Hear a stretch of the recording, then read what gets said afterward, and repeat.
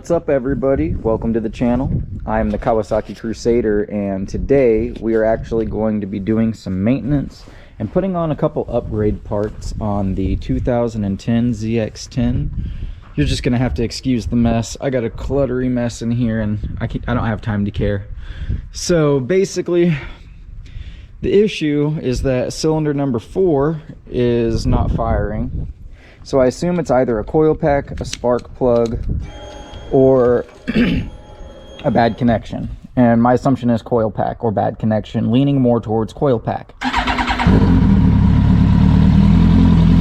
Running fine right now, so it also may be a bad connection. I don't know. Either way, the reason I say that it's cylinder number 4, which is this guy all the way over here that I'm touching, is because I took it to the shop to get the Q4 put on and it started missing pretty bad on the way there and not idling good whatsoever. So whenever I got there, we let it cool off while they did the tire and started the bike up and let it idle, and it got to operating temp. We sprayed the exhaust, and number 4 over there just had water sitting on it. The other 3 let it all steam off. Also, we pulled out a temp gun. It was like 90 something degrees. The others were showing like 100 and something. So we're gonna go ahead and get started on taking off the tank. Well, it'll be the seat first, which haha. And then we got to get these little side fairing pieces off, take the tank off, take the air box off, and after that we should be able to, well, don't forget steering damper. And then after that we should be able to get access to the spark plugs and, well, to the coil packs, and take the coil pack out, test it with the little ohm reader. Well, it's a multimeter, but we're gonna ohm it out. So anyhow, I'm gonna get started, guys. I don't have my tripod and I don't have a camera person, so you're just gonna have to deal with me doing incremental videos.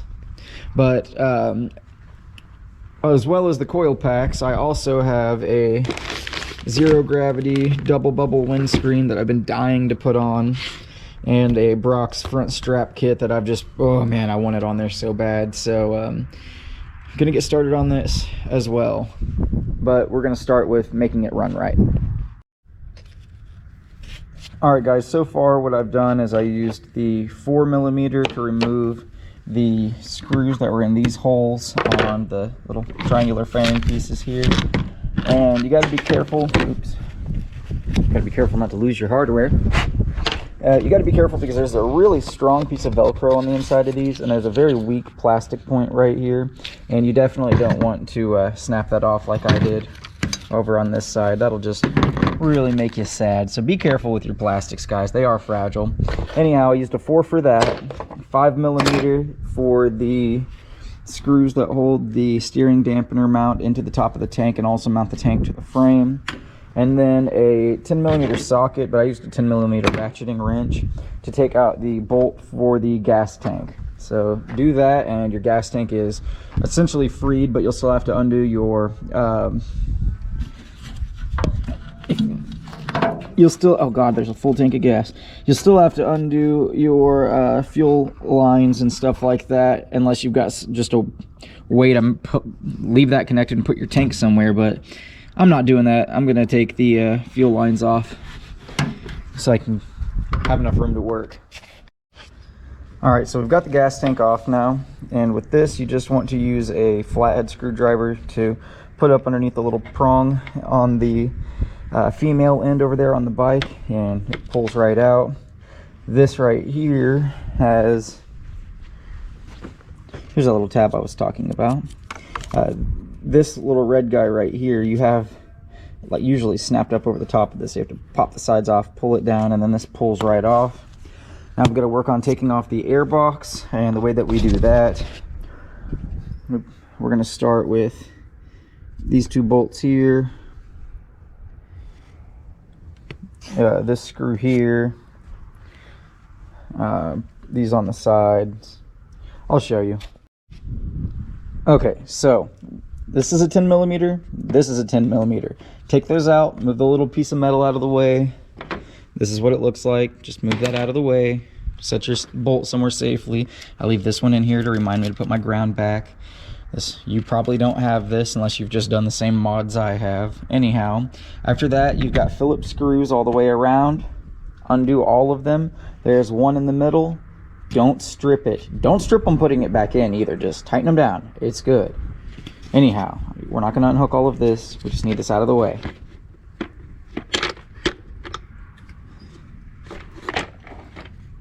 One other thing that we're going to do while we're in here is we're going to replace these two velocity stacks with two shorter ones like these guys. The reason that you do that is a little bit more throttle response from what I understand. But anyhow, we'll do that here in a moment. I forgot to bring those down, just remembered them. But after that, you can move your filter housing and ram air intake out of the way. And that over there is coil pack number 4. So I don't know if the connection's bad or not. I don't think so, but I don't know what's going on with that coil. No, it's in there pretty good. So we're gonna pull that coil pack out and we're gonna test it. Okay, well, I removed the old coil pack. It's sitting right here, and I actually did test it and it tested fine.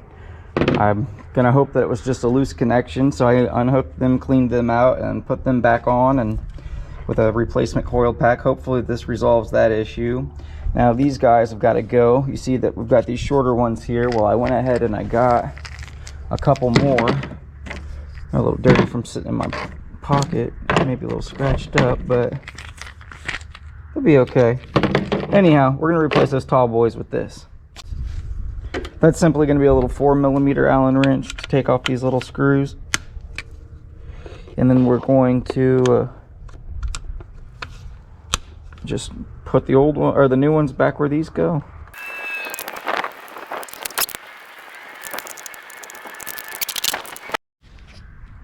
Alright, so probably not as pretty as some of the competition's carbon fiber velocity stacks, but I've got my short ones on. Got my coil pack replaced, got the wires checked and hooked back up, and everything seems fine. I'm gonna go ahead and put everything back together and start testing. Air filter doesn't look too bad, so we're gonna go ahead and set it back where it goes. Nice and neat. Put this back on. Okay, so now we just gotta tighten all the screws back in, put this piece back on, put our tank back on, and fire it up and hope for the best. Well, I got the tank back on, got the bolt put back to its pivot point. We've got the air box put back together, the little tab put back on, fuel line connected, power wires for the fuel pump connected. Spilled plenty of gas all over myself and the bike in the process. Everything's buttoned back up except I didn't throw the seat back on it and the little side fairings. But what we're gonna do is we're gonna go ahead and test this, guys. See if it'll idle correctly.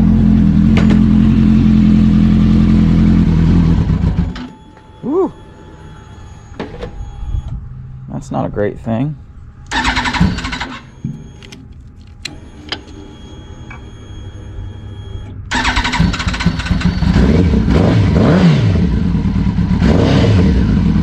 No, not good.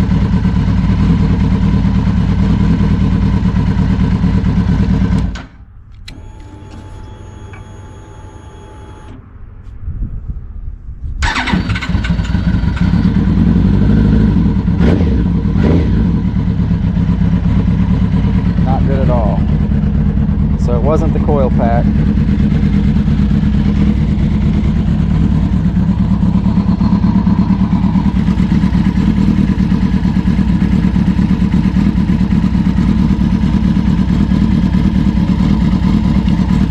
Still cylinder 4 having a problem.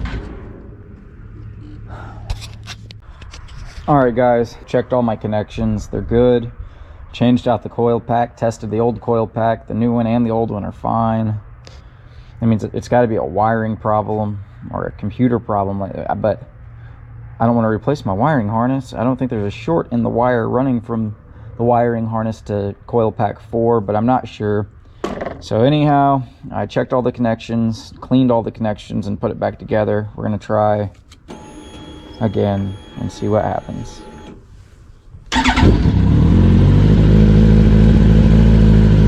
So far, so good.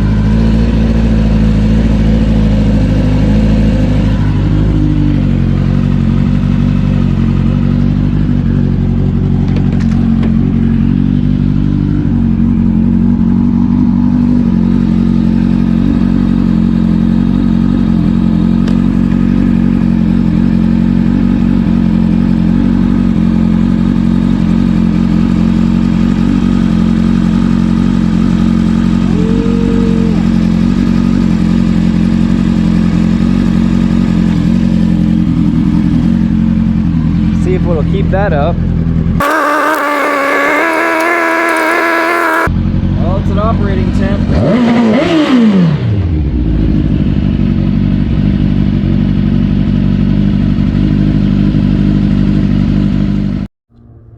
Now what we're going to do is we're going to get rid of my old cheap Chinese windscreen, which is probably going to become a wall piece because I got an F-bomb from a good friend of mine, and this is my race number from whenever I went to the Mocan drag strip and raced a very good friend of mine that's no longer with us anymore. So I'm not going to throw it away, but I'm not going to reuse it. Unfortunately, I got a broken fairing. Womp, womp, womp. But it can be repaired. It won't be repaired today, but it can be. So we're going to use, I think it's a 3. What is this? Oh, this is a 4. Okay, so we're going to use a 4mm T-handle, and we're going to take all those screws off, and then we're going to put this guy on. So I'm going to get started with that.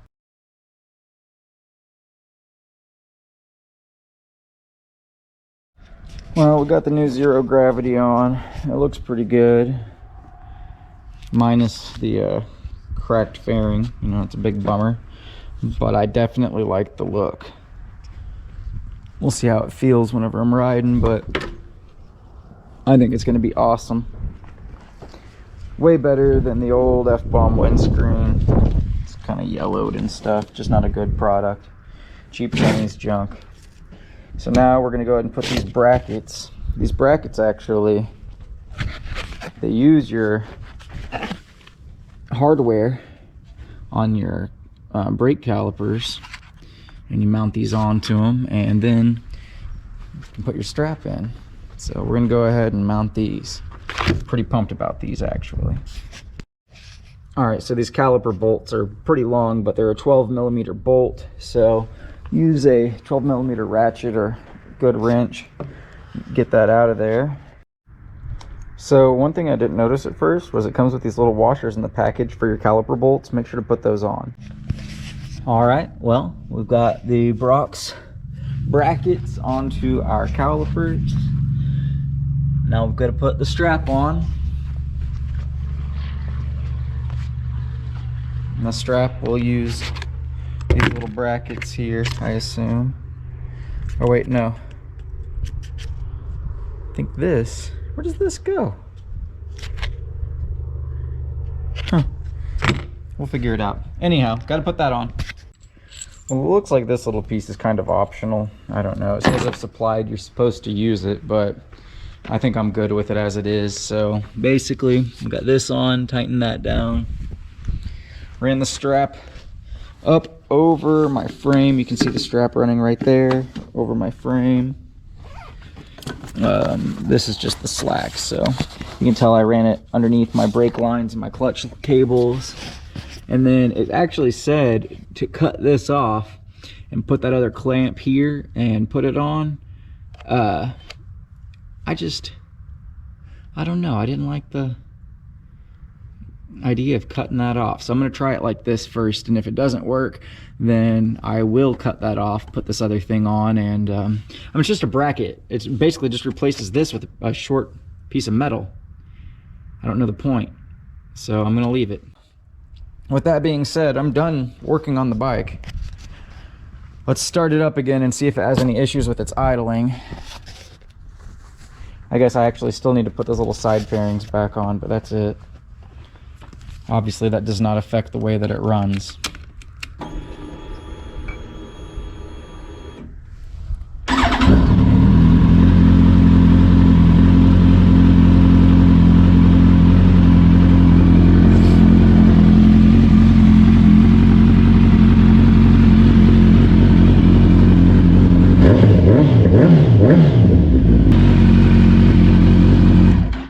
I hope the bike's okay. I'm done working on it. I've wasted my entire day out here.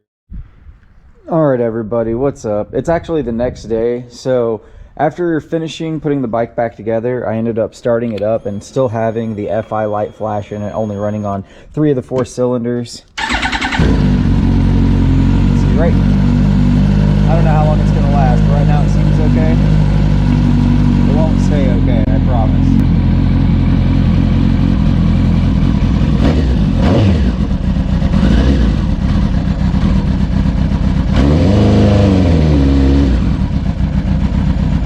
That there it is. See the FI light? I believe it's a loose wire. I believe it's a loose coil pack wire, and I think that I figured it out. The Gen 3 ZX10R is becoming known for having a more fragile wiring harness that doesn't like to be moved around very much. Being as I added an SP full race unit and a Power Commander 5, I figured I may have tugged something a little loose during install, making it not spark on cylinder 4.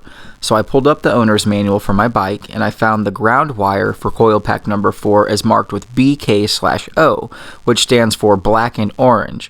Then I found where on my wiring diagram it is located, so I could find it on the bike and make sure that there were no shorts or breaks in the wire at all. If we don't find anything wrong with the section of wire that goes into the plug for the ECU under the seat, then we're in trouble because we already checked all the connections under the tank and they were perfect. So if that's the case, then we are going to remove the shift power full race unit because that's the next thing making contact with the wire for that cylinder. And then we're going to retest, and if the problem persists again, then we will remove the Power Commander 5 because it's the only other mod that I have that deals with the engine wiring at all. Test again. If the issue is gone, we know it's from one of the piggyback units that I've added to the bike for fun or tunage, whatever it may be, and we'll look at another route if that is the case. So with that being said, guys, I am on very limited time today. I spent my entire day out here yesterday on this bike and didn't get to ride it at all, and today the weather's kind of junk, but if I do get it decent enough, I might be able to get to go for a little bit of a ride. So I don't want to waste too much time talking. I'm going to get to wrenching. Alright guys, so I can't even begin to tell you the order in which I started to take this apart in because it really wouldn't make any sense, but I came to the conclusion that this was the portion of the wiring loom that had the black and orange wire that I needed, and I was correct because I checked the other half, which is right here, and it wasn't in there. And that's unfortunate because that was the half that was easy to get to. So coming over to this side, now that I've gotten all this mess taken apart just for room, which I did have this out and I had it flipped up, but whenever I put it back in, I felt like the wires were probably loose, and they were. So what I've done is I took this rusty old pair of needle noses and I grabbed the orange wire right there. Well, it's the black and orange. I grabbed the black and orange wire. It's this one here, but it's got an orange stripe that you can't really see from this angle. There.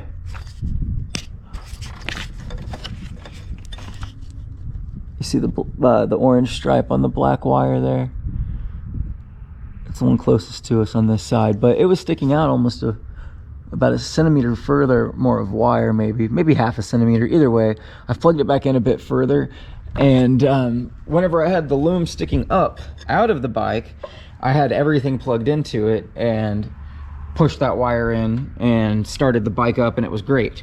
However, whenever like I said, I put the bike back together and I didn't even try to start it because I was very rough with the wires, and I was thinking, how can I get to that portion of the wiring loom that plugs into the ECU easier? And I don't know if it was easier or not, but it took me probably 20-30 minutes to undo all this nonsense and get to where I needed to get. So either way, hoping that this resolves the issue, because I'm going to put the bike back together and I'm just going to taxi it around the old shop here and see if it works like it's supposed to. If not, then the next step is to remove the Power Commander 5 and remove the Shift Power full race unit, which I would really hate to remove either of those items. Although, you know, I do have an ECU flash from Schnitz Racing. This is all that the ECU flash from them that I got did was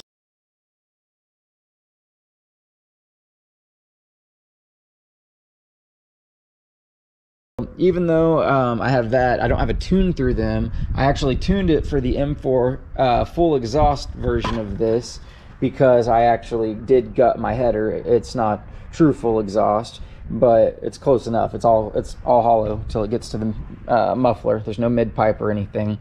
But anyhow, so with that being the case, if it's the Power Commander, then I'm losing my tune. And if it's not the Power Commander and it's the Shift Power full race unit, I will lose my quick shifter, I will use my launch control, and I will also lose my pit lane speed limiter. And that's really, that would break my heart. I really don't want that to happen. So I'm gonna go ahead and start putting all my pieces back on and make myself feel better, hopefully. All right guys, so I got everything put back where it goes as far as the ECU. Got everything plugged back in, tip over sensor, everything. Power Commander 5 and full race unit are still plugged in. I'd come at the wire from the bottom like I showed you and didn't have to tamper with it, so let's see if it works.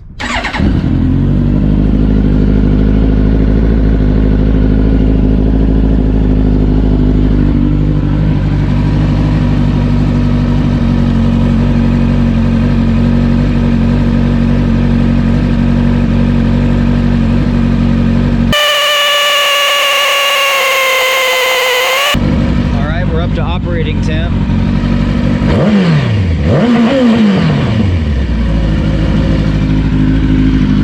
So I'm going to put it back together, leave it running while I'm putting it back together because I just got to put on the plastics in the seat. So I'll update you if anything changes. Alright guys, well it's been sitting here idling. It has not had any mistakes. I'm put back together. Got our temperature gun out.